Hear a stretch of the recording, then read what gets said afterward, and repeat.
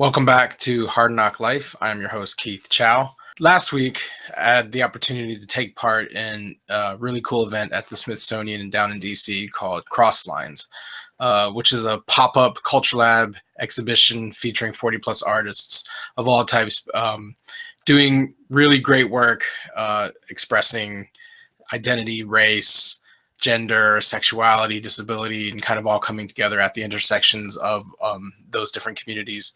The Nerds of Color was invited to take part in a science fiction, fantasy, graphic novel reading lounge in which we did a book swap and got a lot of books by authors and writers of color out into the world. Also had the opportunity to watch artist Matt Huynh paint a live mural all weekend.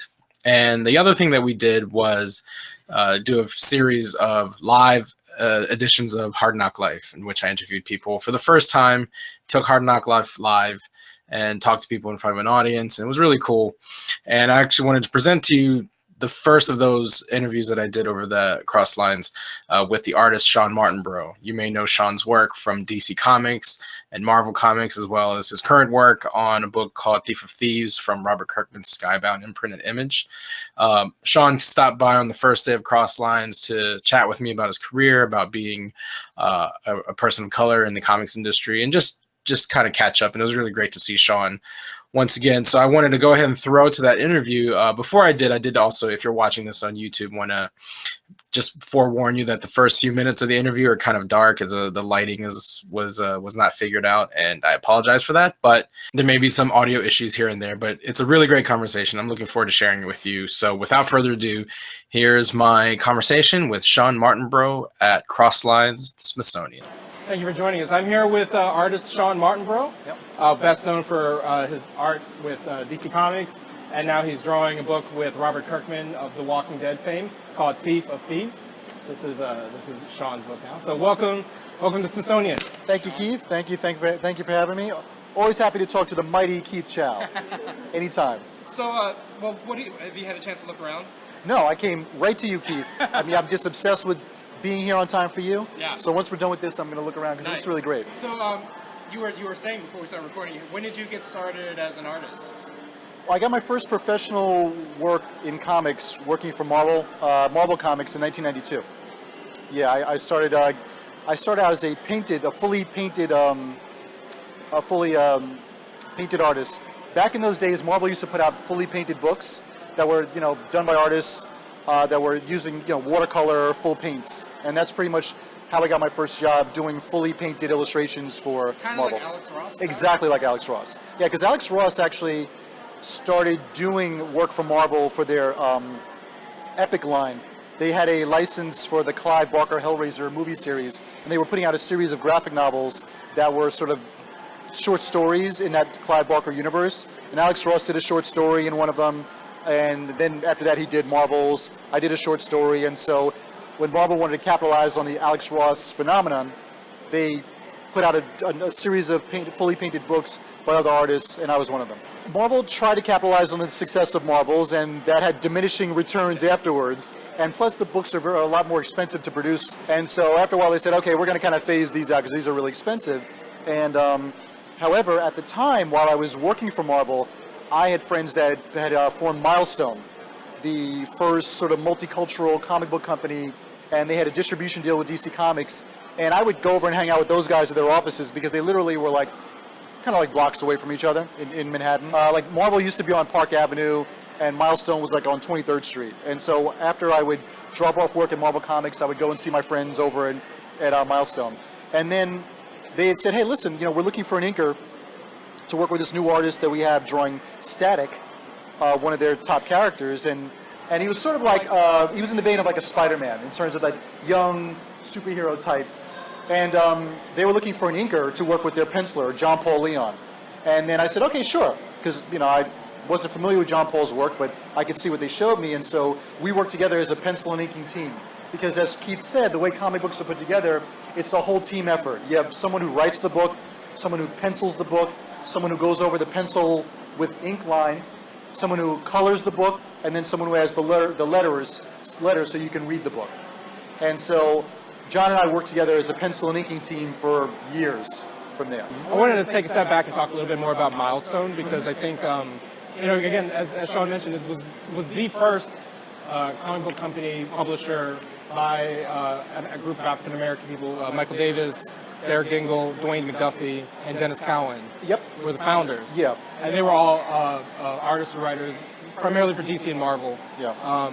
And there hasn't been anything like it since, actually, to the level that Milestone reached. Yeah, no, not that I know of. How important was it to be a part of that, especially early in your career?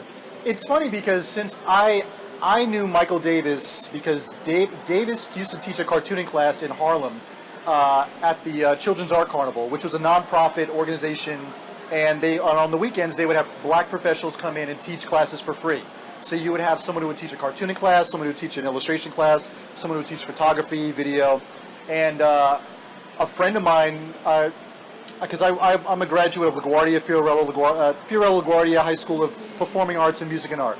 So I was an art major in high school there. That's the FAME school for those that you don't know. I met a buddy who was a fellow art major, and he was like, hey, I go to this class on Saturdays. Hey, it's a great cartooning class. You should come. So I'm like, okay, great, because we both had a huge love of comics. And that's where I met Michael Davis, who taught this cartooning class. And he would really kind of do these monologues where where he would literally talk about the business of comics, which is very interesting. And then, so Michael became one of my mentors in terms of teaching me about the business of comics. At the same time, I took an illustration class by this other artist named Gil Ashby.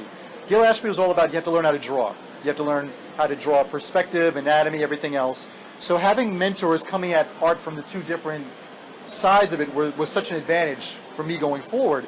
So when Davis hooked up with his buddies, because he was best friends with Dennis Cowan at the time, and they brought in Derek Dingle, who didn't have a comic book background, right. but he was like the one of the top guys at Black Enterprise. Yeah. So he had the business acumen. Then Dwayne McDuffie was a friend of theirs, and he was like the writer, like the main writer of Milestone. And then they also had Christopher Priest, who was an artist-writer at the time, but then I think he sort of bowed out shortly before it debuted. Right. But so I was brought into Milestones through Davis, and it was really more of like a friend thing, you know what I mean? And so I was like, wow, these guys are really starting this great company, it's really cool. And I would go there and hang out, and I became friends with a lot of people that started working there. So I didn't really appreciate Milestone at the time. At the time, because it was more of like, okay, these are friends that I know doing this. But I was conscious that these guys, that the thing that was so unique about Milestone is that they struck a distribution deal with DC Comics. So that meant that wherever Superman and Batman were sold, Milestone books would be sold as well, which was huge. And that's really what made them ahead of the curve with regard to being a multicultural publisher.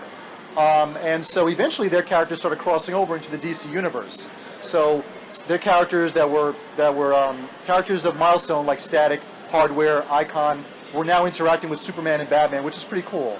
And even in multimedia too, because Static had his own cartoon. Yeah. Icon and Rocket were in the Young Justice cartoon. Yeah, so that was really exciting to be a part of. And like I said, John Paul Leon, like I started working with John, I think maybe around issue 4 of Static. We went on and worked together for, I think probably for like a good maybe 15 issues. Then we worked on a different Milestone title called The Shadow Cabinet. And then... It was like a big team up. Yeah, it was sort of like their Avengers kind of a team, which was a really eclectic group of characters, really great characters.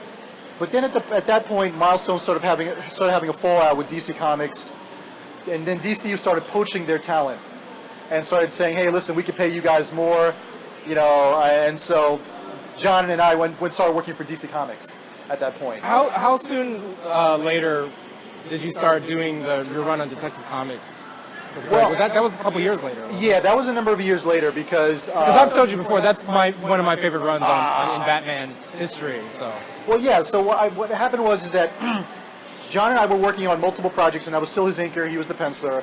And then I said, I really kind of want to branch out and pencil and get back to drawing, because that's pretty much how I started working in the industry. So let's pick up talking about your career again. So you had just decided that you wanted to start penciling. Yeah. You had already left Milestone. You were working for DC. Yeah, I was working for DC Comics, and I was getting work from an editor of DC Comics. Like I think I'd done like an issue of Night Force, which was sort of like this, kind of like an X-Files-ish, kind of like supernatural kind of comic. Then I actually started drawing the Creeper, which was a redo of the classic Steve Ditko character, which was much darker. That was written by Len Kaminsky and I think there was another writer on that. And then what time period was this? God, this is like mid to late 90s. And then the great Sal Buscema was like my inker on the Creeper, which was amazing. That was so great to work with Sal. And at one point, we actually switched places, and he drew 2 issues of the Creeper, and I inked him. Oh, and I still have my inked Sal Buscema pages that I got. And I've been meaning to sort of dig those out and post them on social media. Because he did this great 2-page spread of like all these Batman Rogues gallery villains that I inked, and it was so awesome. He's like the nicest guy.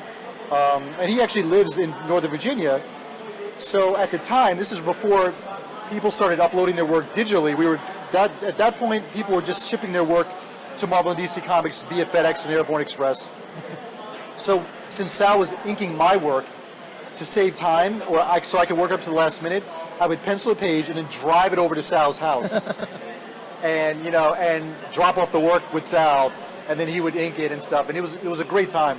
So and then from there, I got work. I was offered some Batman work, working for the Batman office, and I worked with Christopher Priest on a Batman one-shot that was called Batman the Hill, and it was sort of taking place in this sort of a black section of Harlem, like a black neighborhood of Harlem that was sort of neglected, and we were introducing this new neighborhood called the Hill, which was a great one-shot special. And then I got the offer to draw Detective Comics as the regular artist, because at the time they were doing a shake-up on all their main creative teams, and they were bringing in new artists and writers to take over the books. Was this after No Man's Land? Yeah, this is right after No Man's Land, and they paired me with Greg Rucka.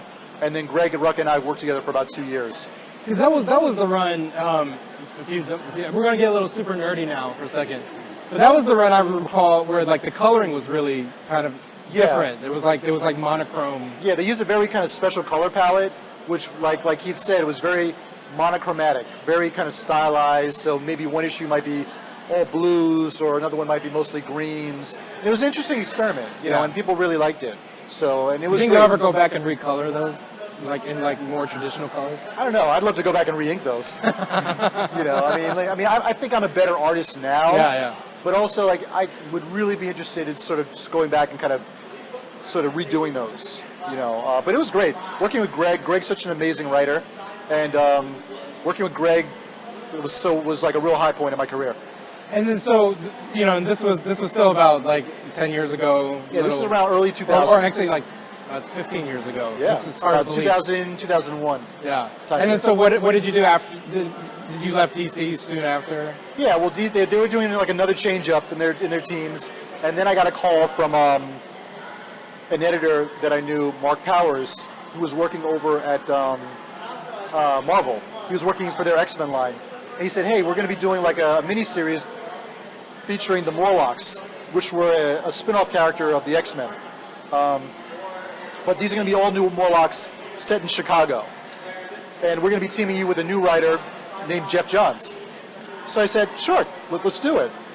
So this is great. I think this might have been Jeff's first, if not one of his first works in comics.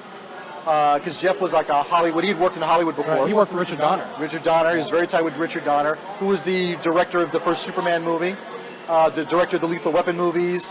And so Jeff had really sort of learned working with with Richard Donner. And so we did this 4-issue miniseries called The Morlocks, which is really great. We created all of these new ethnically diverse mutant characters set in Chicago, which to me, I'm like, if there was ever like a great time to do something with those characters, like a diverse group of mutants in Chicago would be perfect right now. Yeah. And so we did that, and then after we did the Morlocks, I got an opportunity to do an art book outside of comics called How to Draw Noir Comics: The Art and Technique of Visual Storytelling. Because over the years, like I had people come up to me saying, hey, I have a kid that draws, or my friend draws and I draw. Do you have any insight or tips for me to getting into the industry? So when I got the opportunity to do this sort of art instruction book, I said, you know what, that's really cool. So I took time off from comics, and I really took about a year and change to work on this book for Watson Guptill, and then they got absorbed by Random House. And it was a really great opportunity. So we're going to take another break, and when we come back, I want to talk about your work with Robert Kirkman and Thief of Thieves. Yep. As we keep showing, he works on a book called Thief of Thieves. And it's interesting, when we were in our break, you were mentioning how comics aren't just superheroes and men in tights anymore, and Thief of Thieves is an excellent example of that. So can you talk about how you hooked up with Robert, and just talk about the book a little bit? Well, out of the thin blue air, like Robert reached out to me, and he was like, "Hey, I'm a fan of your work. I'm starting." And for those of you that don't know, Robert Kirk, you guys might have heard of this TV show called The Walking Dead, zombies and all that stuff. Well, that's actually based on a comic book that had come out for about 8 to 10 years, and it was started by Robert Kirkman and Charlie Adlard, and they did this book, over the course of 8 years, and built up a huge fan following. Still going on. Yeah, it's just still going on, and once they made a TV show, it just exploded.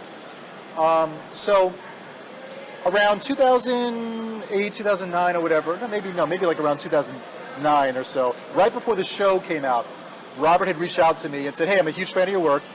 I'm starting a new comic book called Thief of Thieves. It doesn't involve zombies. I'd love to work with you on it, so, let's talk." So I had never read The Walking Dead. I was aware of it, but I knew Robert because Robert had put out this very infamous YouTube video where he was talking about how Marvel and DC Comics are all out of ideas. They do the same stuff. It's just men in tights. And the future of comic books would be independent comics. Comics that had different types of stories and dealt with regular people and all that stuff. And I thought that was a great clip. And that's where I knew Robert from.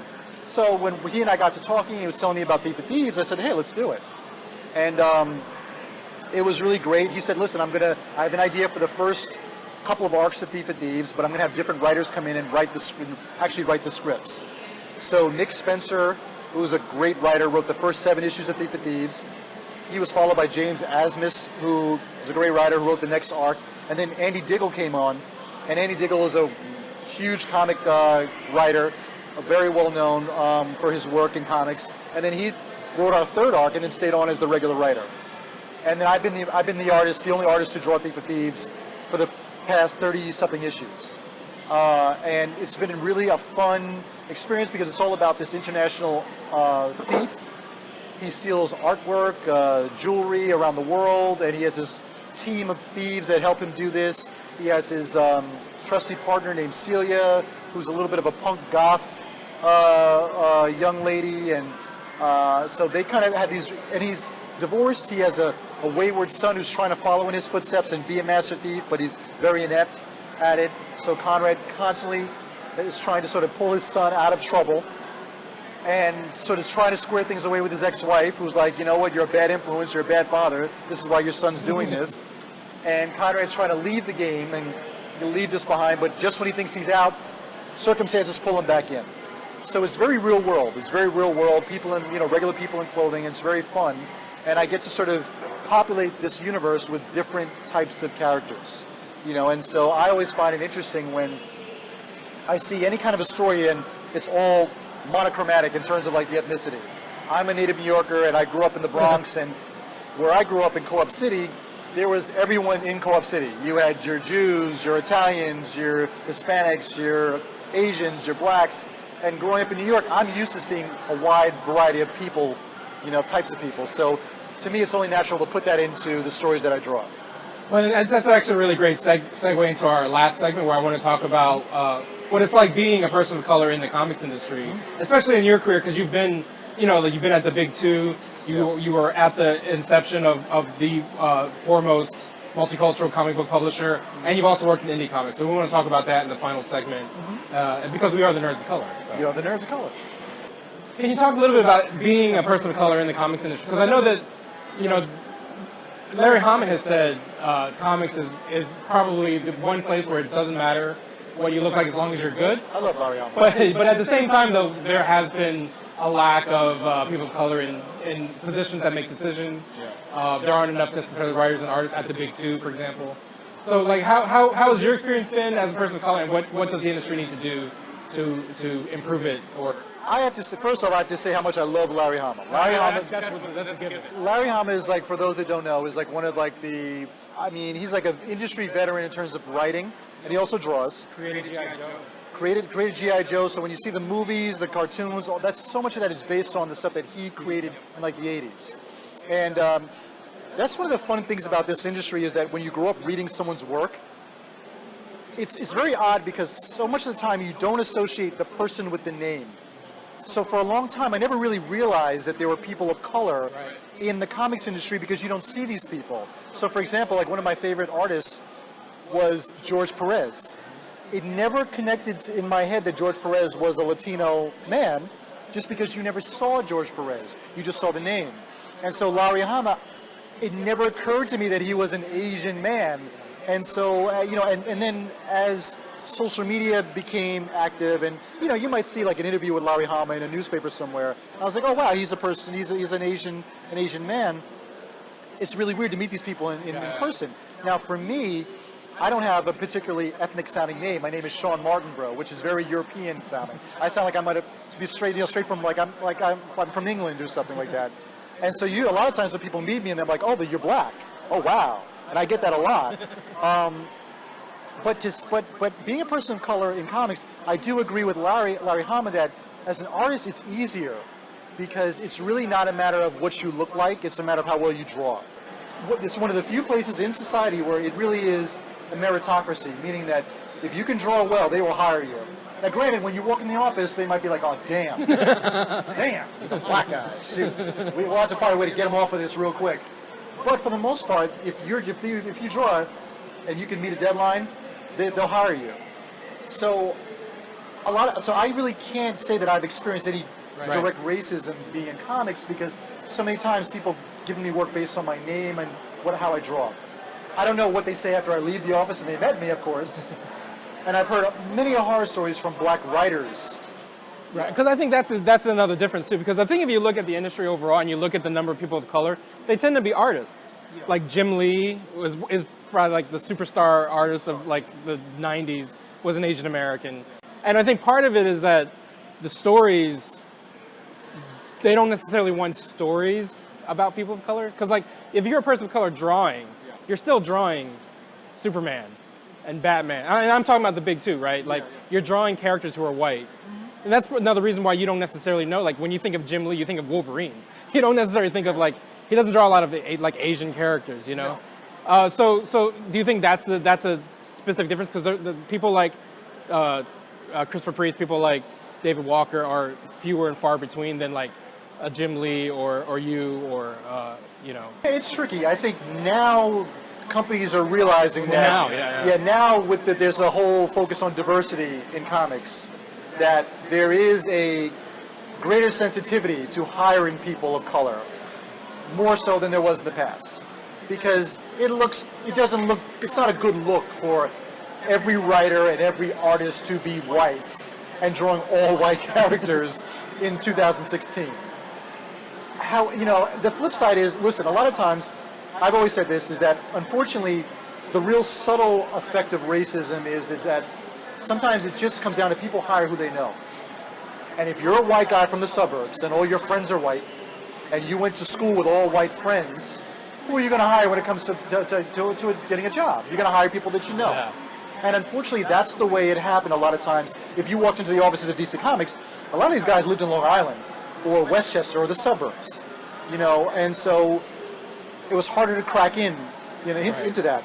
For me, like, I thought it was, Jim Lee is another guy who, it never connected to me that Jim Lee was a person of color, he was an Asian guy, but I was a huge Jim Lee fan growing up. Now Jim Lee is like Mr. DC Comics. Yeah. And when you say Jim Lee, I don't even associate Jim Lee with Wolverine anymore. I associate him with the Justice League. You're right. Every time DC Comics, he's the face of DC Comics. And that, to me, like, I really respect what Jim Lee has done as a businessman, because Jim Lee was one of several artists in the 90s that left Marvel, and they said, you know what, because they were drawing like all the top characters in Marvel Comics, Spider-Man, the X-Men, you name it, these guys are drawing it, and they said, you know what, Marvel kind of started thinking, I believe that Marvel thought that it's not the artists that are making these books sell. It's the characters. And these artists were like, no, it's us, it's our style. And so they broke away from Marvel and created their own characters, and they created a company called Image. So what Jim Lee did was, he was one of the Image guys. He set up his own group of characters. He had his own sort of imprints where he would put out his own characters. And then when things started cooling down, DC Comics wanted to get Jim Lee to work for them. So he said, all right, you gotta take me and my company. Wildstorm. You gotta take my company Wildstorm. So Wildstorm became an imprint of DC Comics. Jim Lee became the face of DC Comics. And so to me, I really respect Jim Lee's business grind. So that's really impressive. So yes, I don't really, do you see Jim Lee drawing a lot of Asian characters? Not particularly. I think that would be kind of cool.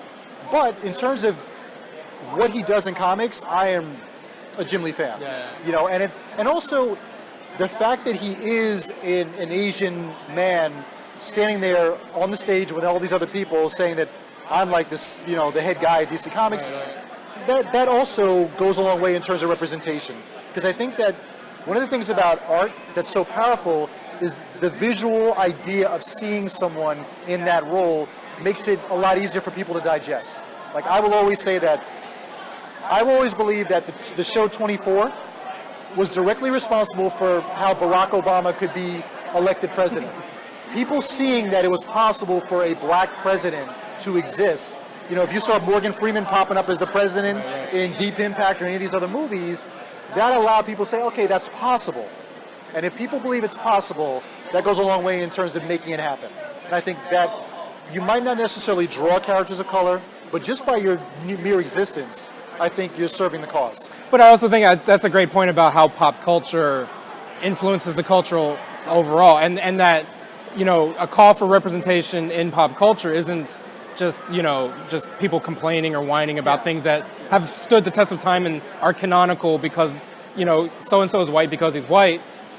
But we, you know, we as people of color who are fans of this medium want to see not only the people behind the scenes represent us, but also the people on the page represent us too. You were saying that about Thief of Thieves, making sure you populate each panel with. And I have to say that, you know, even before Thief of Thieves, Robert Kirkman is really, if you look at the cast of The Walking Dead, it's insanely diverse.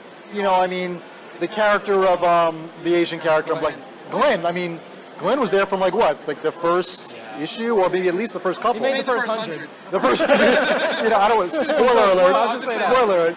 But still, like, when have you seen that? I mean, like, you just don't see that. And he had like, you know, like what was the major black character everyone loved? Tyrese.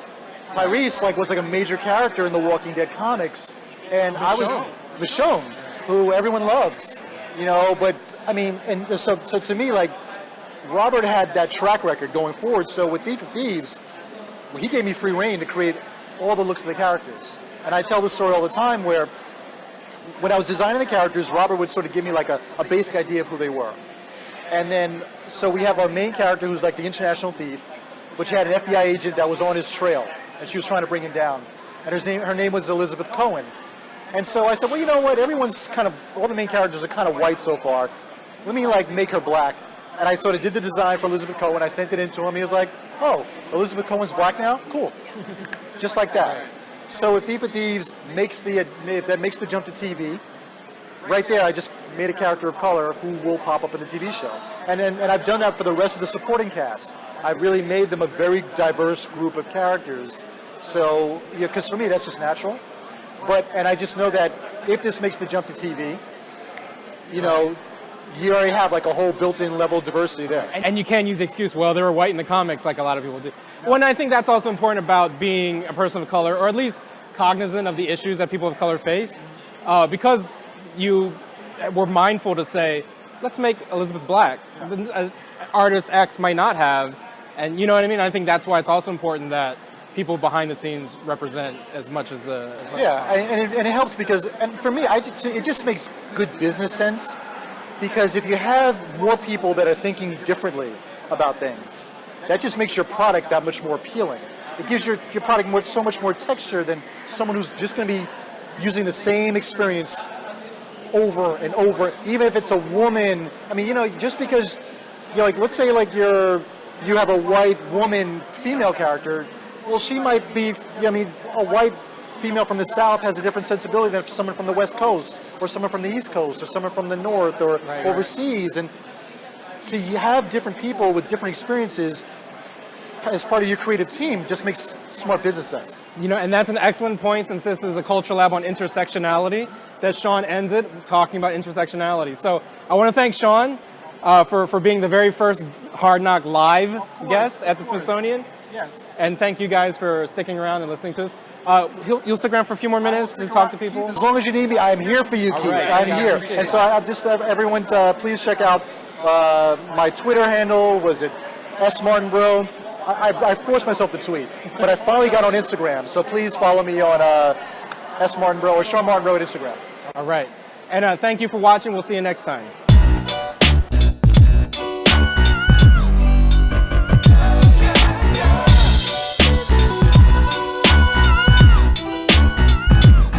Well, it's the NOC in full color, you see me? The Hard NOC Life, comics, movies, and TV. Yo, pop culture with a different perspective. Watch it on your screen, hit play, so check this. This is the Hard NOC Life, but not the chica kind. More like the people in the world seeking perspectives with a different line. The kids who share the interest together with a similar kind. When they said Don Glover for Spider-Man, they didn't mind. The activists, directors, comments, and the lectures. Fanboys, professional artists, and professors. Maybe a nerd who's just like you, talking about the things that you like too. So I invite you to the NOC in full color.